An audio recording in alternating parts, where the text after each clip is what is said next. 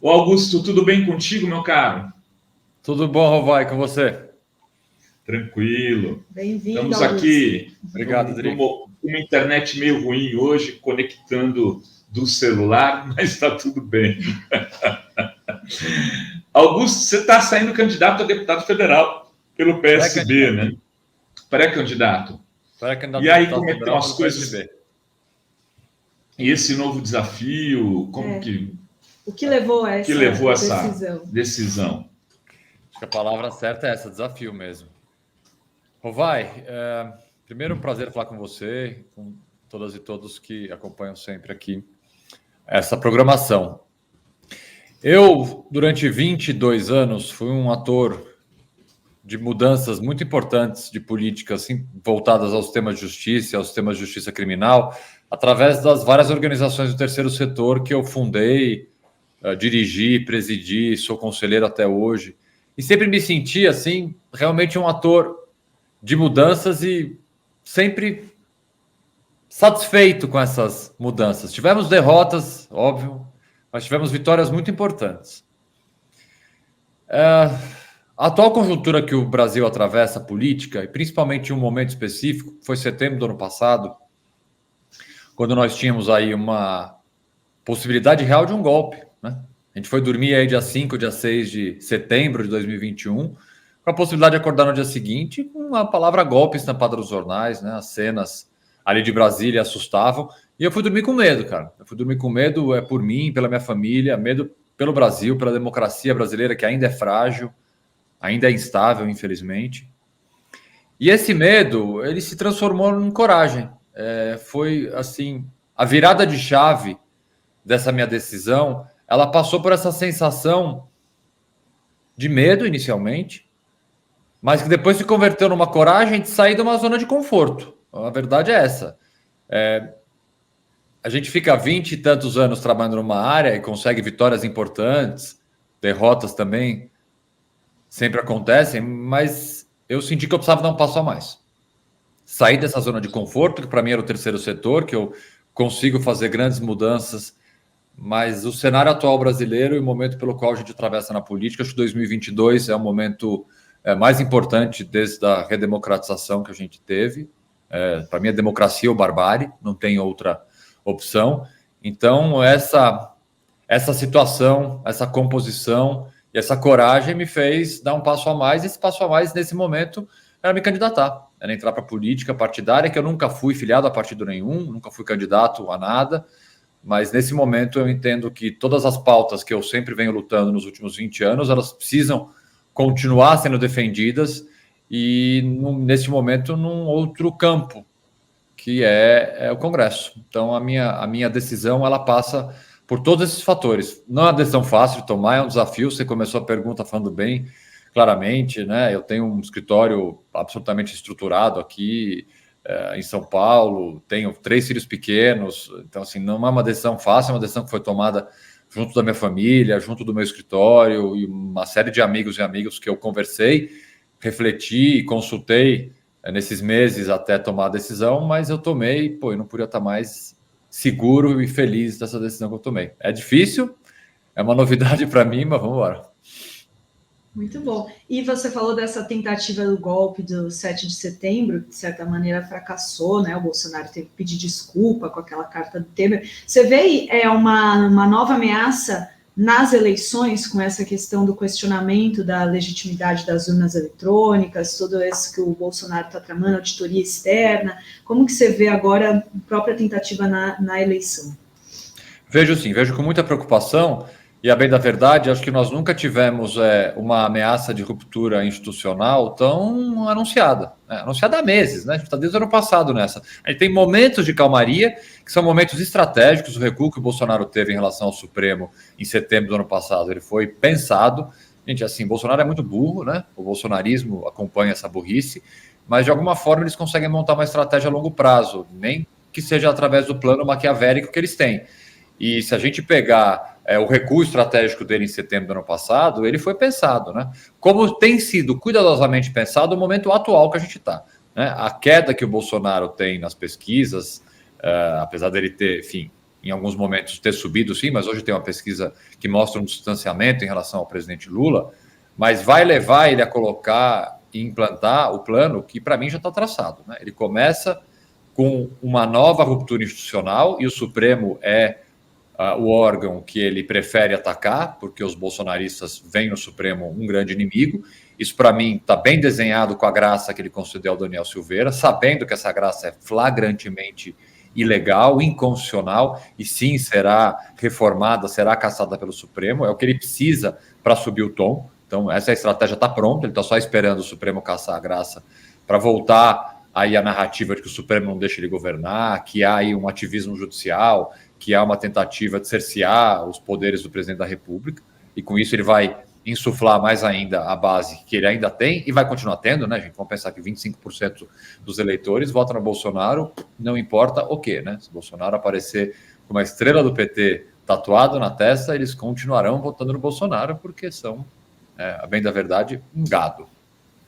Mas o segundo momento, que também já vem sendo anunciado há muito tempo, de ruptura, é com a justiça eleitoral, com a justiça, já antecipando uma derrota nas urnas, qual é a narrativa que ele quer começar a montar, de que as eleições foram fraudadas pelas razões persecutórias e sem nenhuma base em fatos, nem em provas daquilo que ele alega, mas ele vai cultivando ali na cabeça do bolsonarismo que se perder é porque foi fraudado, né? Esquecendo que ele foi eleito por urnas eletrônicas, pela mesma justiça eleitoral, nunca houve nenhuma comprovação de qualquer tipo de fraude, mas que assim, eu volto a dizer, é uma narrativa aí montada, cuidadosamente pensada, e que ele colocou em prática agora. Por isso que eu vejo com tanta preocupação. Lula. Augusto, você, se tudo der certo, espero que dê, você chegará como deputado aqui em Brasília num Congresso que precisa desmontar a estrutura política que o desqualificou, que é essa estrutura de exercício do poder dos presidentes da Câmara e do Senado, com o orçamento secreto, da maneira como ele foi concebido, né? E com esse poder hipertrofiado do parlamento, né? De que forma você acha que uma ala política, aí eu não falo só de esquerda, tá? Porque há personagens do centro, da centro-direita, que têm essa visão também e que não se encaixam nesse Congresso da forma como ele se tornou do Eduardo Cunha para cá, né? Mas, sobretudo, nessas gestões perniciosas de Eduardo Cunha e Arthur Lira na Câmara dos Deputados, que desmontaram a estrutura de operação de poder dentro do Congresso. Vocês já começaram a conversar em torno disso? Como você vê isso para esse teu mandato, que eu espero que aconteça, que você conquiste? Lula, muito boa a tua pergunta. Vamos lá. A gente fala muito em renovação política e essa palavra ficou um pouco marcada por uma renovação em 2018, que, a bem da verdade, é uma renovação com muitos quadros que a gente não quer. São quadros, para começar, antidemocráticos, né? E aqui, o que eu proponho, o que eu espero, e também é um dos motivos que me faz ser pré-candidato, é que nós precisamos de uma renovação real, não a renovação de 2018, que teve quadros importantíssimos, mas teve quadros muito ruins sendo eleitos, uma renovação, principalmente diante do cenário político que a gente tem, uma renovação com quadros, ainda que de partidos diferentes. Por isso que eu acho importantíssima a tua colocação. Ainda que sejam de partidos diferentes, ideologias não necessariamente alinhadas à minha, por exemplo, mas pessoas, candidatos e candidatas, que tenham, pelo menos no seu norte, na sua essência, a defesa da democracia. É esse o ponto que a gente está. É essa a situação que a política... É o ponto de convergência, exatamente. Exato. Ainda que sejam candidatos de centro, candidatos de centro-direita, mas que tenham no seu núcleo, na sua essência, a defesa das instituições e da democracia. Então é preciso de uma renovação do campo progressista, sim, evidente, mas uma renovação também dos campos democráticos. A situação é essa. É democracia ou barbárie. Então, que tem uma renovação de partidos de centro-direita, mas com candidatos e candidatas que respeitem a regra do jogo, respeitem as instituições, respeitem e fortaleçam a democracia. Agora, eu não posso também aqui ser pueril de te dizer que nós temos um Congresso Nacional dominado por um centrão fisiológico que, por mais que a gente vá retirar o Bolsonaro em 2022, e a gente vai retirar pela forma mais democrática que tem, que é o voto, o Bolsonaro sai, mas o bolsonarismo fica. Mais do que isso, o bolsonarismo agora vai ter seu irmão gêmeo, seu grande companheiro de batalhas, que é o lavajatismo. Então nós teremos ainda candidatos reeleitos e eleitos com o espírito antidemocrático do bolsonarismo, somados a uma novidade, essa é a novidade de 2022, com candidatos lavajatistas, que são irmãos siameses dos bolsonaristas. Tentam se deslocar por uma narrativa eleitoral, mas são filhos da mesma mãe. Portanto, Deltan Dallagnol, Sérgio Moro, que aqui, eu não quero jogar um balde de água fria, mas vamos ser honestos, estão eleitos. Deltan está eleito para deputado. Moro está eleito para deputado, se ele sair para deputado, ele está eleito, né? Pode ficar em Curitiba, um em Maringá no outro, sentado vendo Netflix, que eles ganham a eleição. Infelizmente, o cenário é esse, temos que ser pragmático. E nós temos que enfrentar essa mentalidade lavajatista, que é antidemocrática, principalmente num ano e num mandato em que a gente vai ter, por exemplo, a reforma do Código Penal. Vocês conseguem imaginar do que é ter o Moro e o Dallagnol na CCJ discutindo reforma do Código Penal? Sem ter alguém para fazer um contraponto a esse atropelo, a esse desrespeito a garantias fundamentais, a criação de um Código Penal de Curitiba, um Código de Processo Penal do Maringá?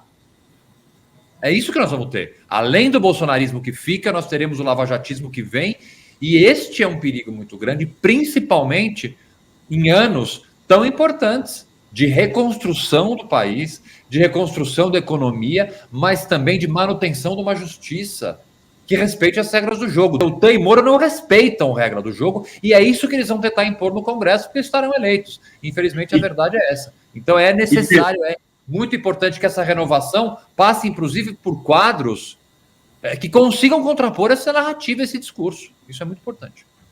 E terão todo o apoio midiático, né, Augusto?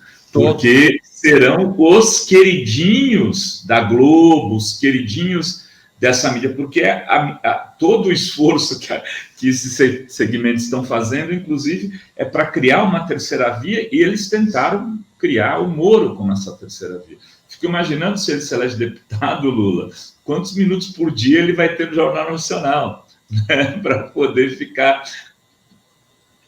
Aí vem uma coisa, concordo e acho que estarão eleitos sim, por isso que eu acho que foi tão importante a decisão, né, do Boulos de ser candidato em São Paulo para ampliar essa bancada de esquerda. Acho fundamental, não só pela questão de arrumar a eleição para governador, aí, de ajeitar, né, os palanques para o governo, né? Agora, eu te falo, Augusto, eu vi uma pesquisa aqui do Distrito Federal, não pesquisa quantitativa para deputado nesse momento vale muito pouco, mas eu vi uma pesquisa encomendada pelo lado deles, né, pela direita aqui, e que tinha a pretensão, por exemplo, de apresentar a Bia Kicis, essa bolsonarista maluca, tresloucada, e egressa do Ministério Público também,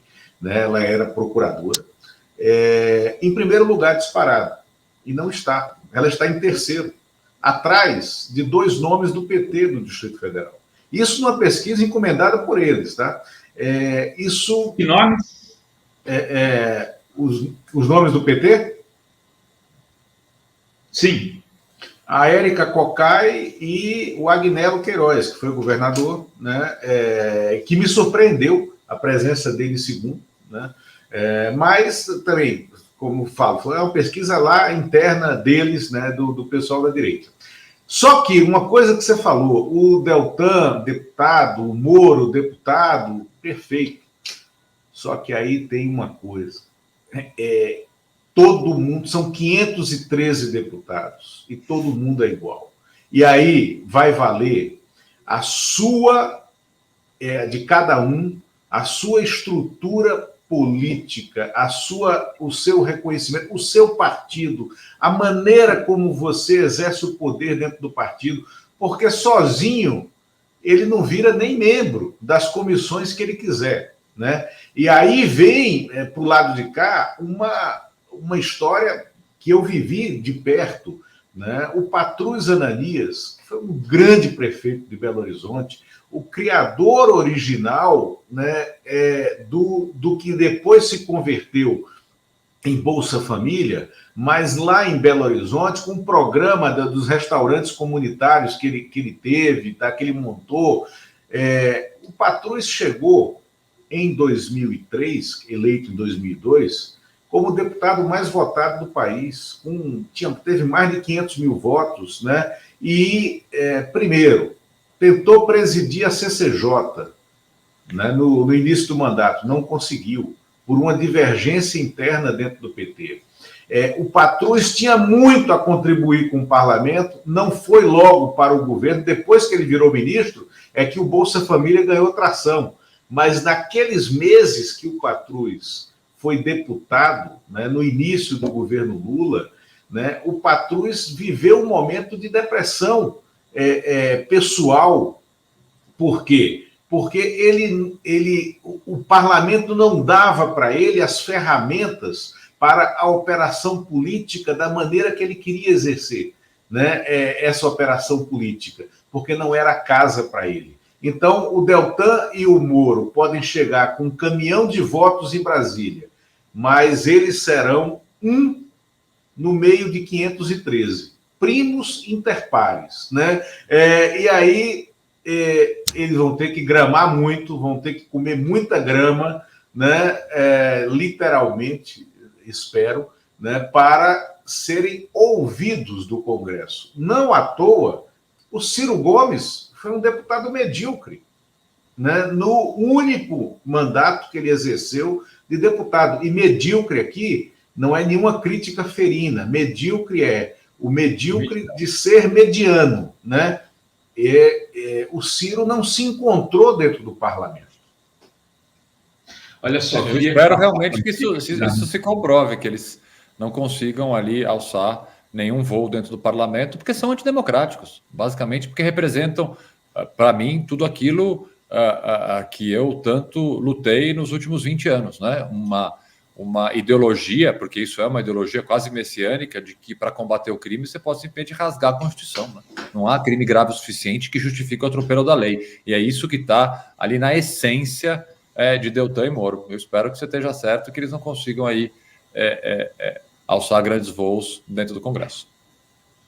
Dri, você tem aí uns superchats, comentários? Temos sim, deixa eu agradecer. Então, Dri, antes de você começar a ler, eu vou me despedir, porque aí eu tenho que realmente correr no compromisso. Augusto, obrigado. Obrigado você, Rovai, Dri, obrigado a vocês. Foi um prazer. Valeu, Lula. Tudo de bom aí. Abraço. Próxima, Lula. Obrigada. Até logo. Tchau. Até logo. É isso aí, olha só. Mônica Mello diz: Fórum, hoje é meu aniversário. Opa! Parabéns! Mônica, que está sempre aqui conosco. José Cruz: Lula não vai precisar do Ciro, basta 2% de Janones e 1% de indecisos. Ciro tem que ficar para ser derrotado. Se ele juntar com Lula, agora vai dizer até as próximas 10 gerações que Lula venceu por causa dele. Que acha?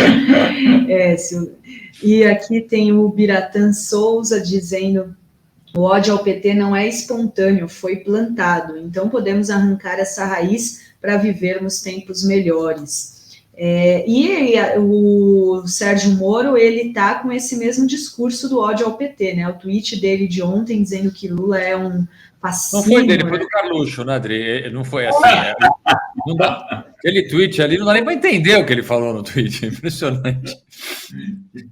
Ele continua com essa narrativa, né, Augusto? Isso cada vez mais vai mostrando como ele foi um juiz ladrão, né, nas palavras do Glauber, né? Como que você vê ele fazer uma campanha só atacando o Lula, dizendo que o Lula é ladrão? É assim, é de uma estratégia de comunicação que eu consigo compreender do ponto de vista eleitoral, mas ela reforça tanto aquilo que nós sempre soubemos, né, que, de fato, ele não julgou o Lula de forma imparcial, como ele não julgou uma série de outros réus. Ele não consegue entender que quanto mais ele afirma a sua oposição, seu ódio ao Lula, ele reforça a tese acertada do Supremo de que ele foi um juiz parcial, portanto suspeito. Eu consigo, volto a dizer, entender uma narrativa eleitoral, mas o quanto isso só comprova tudo que a gente vem, e eu especificamente, há anos, né, apontando. Eu participei hoje de manhã de uma outra entrevista com o meu, não sei como é que classificar, com o Deltan Dallagnol, vamos colocar assim. Ele uma entrevista logo depois de mim, sobre a Lava Jato e sobre o Lula. E perguntado nessa entrevista o que eu achava da candidatura de Deltan e Sérgio Moro, eu digo aqui a mesma coisa, ela é legítima, eles podem se candidatar. Enquanto não houver uma quarentena, que eu defendo para membros do Ministério Público e juízes para se candidatarem, enquanto não houver uma quarentena, eles podem se candidatar. Mas essa candidatura deles só reforça algo que a gente sempre falou. E quando eu falo sempre falou, eu tenho aqui, que vocês não enxergam aqui do meu lado, o primeiro artigo emoldurado que eu escrevi para a Folha de São Paulo em 2014, apontando todas as ilegalidades da Lava Jato. Hoje é fácil bater na Lava Jato, hoje é fácil, né? Em 2014 eu era xingado na rua por fazer isso, mas eu tenho muito orgulho de sempre ter tido essa posição, que é uma posição técnica, não é uma posição política, não é uma posição ideológica, é absolutamente técnica, e confortável para dizer que, tá vendo? Tudo que a gente vinha desde 2014 dizendo se comprova. Nada foi apenas sobre o combate da corrupção. Sempre houve, sim, de Deltan e de Moro, um interesse pessoal, uma vendetta, um viés ideológico nas perseguições, e hoje a cereja do bolo é a candidatura deles. Nada foi sobre apenas o combate da corrupção e sobre o interesse próprio. Hoje nós sabemos o interesse eleitoral. Agora, é legal a candidatura, agora o Sérgio Moro querer se candidatar por São Paulo é estranho, né? Não, é estranho, é vergonhoso, vai contra tudo o que esse homem mentirosamente pregou, de lisura, de ética, mas do ponto de vista legal, ele pode, né? A lei eleitoral é curiosa, no mau sentido, de flexibilizar esse domicílio eleitoral até sob o argumento de que você tem um laço afetivo com a cidade. É que o Moro é tão burro que ele nem conseguiu dar essa justificativa que ele poderia dar. Olha, realmente São Paulo... Ele fala do hub de avião. O cara não consegue dar uma resposta. É impressionante a limitação cognitiva dele. Ele dá uma resposta falando que ele escolheu São Paulo porque o hub de voo dele é aqui. Ele poderia, e a jurisprudência do Tribunal Superior Eleitoral é pacífica no sentido de dizer que ele tem uma proximidade afetiva com São Paulo por A, B, C, D razões. Mas nem jogar com a jurisprudência ele consegue. Não, mas é porque Maringá foi colonizado pelos paulistas, né? Agora também assim, vamos ser francos, né? A gente já teve na história política brasileira movimentos de pessoas mais à esquerda nesse sentido, né? O próprio Brizola, né? Que era gaúcho, depois quando volta muda o colégio eleitoral. Quer dizer, ele mudou um pouco antes, né, em 82, mas fez isso, foi para o Rio de Janeiro, acabou indo morar lá e saiu candidato pelo Rio. Enfim, isso não é um problema. O problema é os paulistas elegerem ele, né? O problema não é ele ser candidato para São Paulo. Nós, vírgula, né? Nós, assim, colocando lato sensu. Os paulistas elegeram Eduardo Bolsonaro com maior votação do país, né? O que mais que a gente vai dizer? O Eduardo Bolsonaro não sabe onde fica na Paulista. Se largar ele na Consolação aqui, ele não sabe chegar na Vergueiro. Ele vai se perder, ele vai descer ali, ou para o Jardins ou para o centro. Augusto, como é que você está vendo? Como que você vê essa questão dos militares aí? Ontem saiu uma matéria na Folha mostrando que não é uma questão ideológica, parece ser econômica, né? Esses generais estão ganhando muita grana para estarem ao lado do Bolsonaro, né? Inclusive engolindo alguns sapos e jogando fora um mínimo de reputação que até construíram por inação. Como lidar com isso no futuro governo progressista? Bom, primeiro deixa eu falar dos militares, porque eu tenho uma visão um pouco diferente da visão que eu tenho ouvido de amigos e de colegas. Eu não me preocupo tanto com os militares, sabe, Vai? Não me preocupo porque as manifestações que chegam para a gente são as manifestações dos militares que estão de pijama, né? Sim, é o clube militar, são militares da reserva, é um ou outro ali que resolve se arvorar a fazer uma frase um pouco mais dura. Mas eu ainda acredito, sim, na responsabilidade que as Forças Armadas têm no país, sabe? Eu não vejo se moldando aqui, por mais que a gente tenha a quantidade de militares da ativa e da reserva no governo Bolsonaro, no próprio Supremo nós temos vários militares, por mais que eles tenham, sim, e isso é uma confusão bastante prejudicial para o Estado, para a manutenção da democracia, para os poderes. Eu escrevi um texto longo, para uma revista técnica, justamente abordando a preocupação que eu vejo dos militares dentro do governo, qualquer governo, né? Não precisa ser o governo do Bolsonaro, qualquer governo. Mas o fato é que eu ainda quero acreditar, não sei se estou sendo otimista demais, a responsabilidade em relação ao Brasil que os militares atuais têm e que não se aventurariam a uma narrativa golpista ou qualquer ato de fato golpista que o governo Bolsonaro possa ter. Isso não quer dizer que eu não acredito, infelizmente, que a gente possa ver focos de violência no Brasil em outubro de 2022. Eu acho que a gente vai ver, infelizmente. Mas serão isolados e eu não acredito realmente, eu pelo menos quero acreditar, quero continuar acreditando nisso, de que os militares aí se arvorariam a algo próximo de uma ruptura institucional. Olha, muito bem. Ontem eu quero acreditar com você na mesma coisa.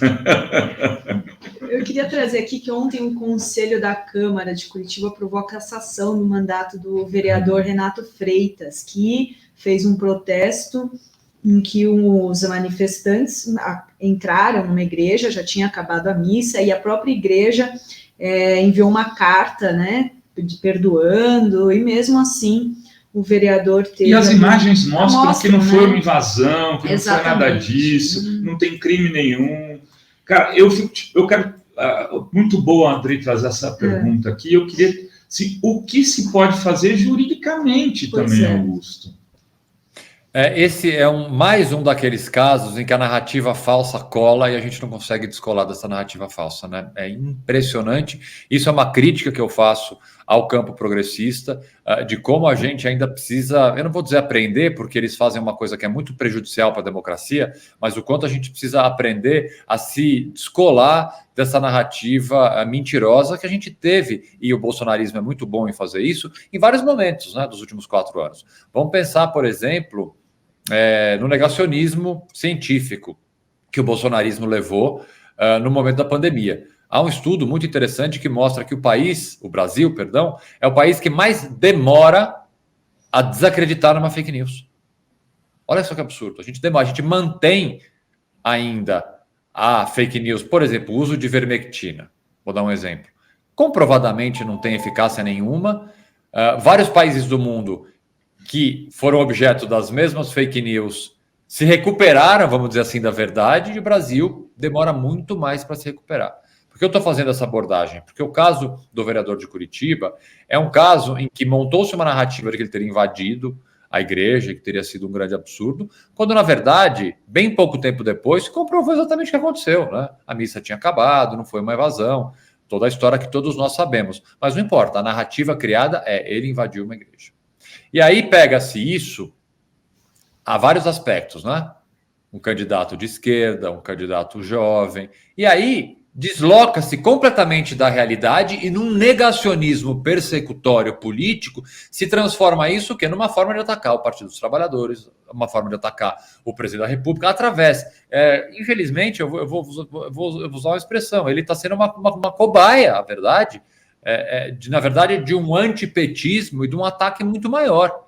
É muito grave o que está acontecendo, mas, na verdade, não estão atacando o vereador, né? Estão atacando a candidatura do presidente Lula, estão atacando o PT. É o antipetismo voltando à toda e, nesse momento, por questões factuais, optaram por voltar aí esse ataque ao vereador específico. Juridicamente, o que dá para fazer é complicado, viu? É complicado, porque você entra nas esferas administrativas, eleitorais e na independência que a Câmara pode ter de cassar, de afastar. Há discussão jurídica a ser feita? É evidente que há discussão jurídica a ser feita, mas é mais prudente que a resolução disso se dê na própria casa, né? Se dê na própria Câmara. Vamos ver o que vai acontecer.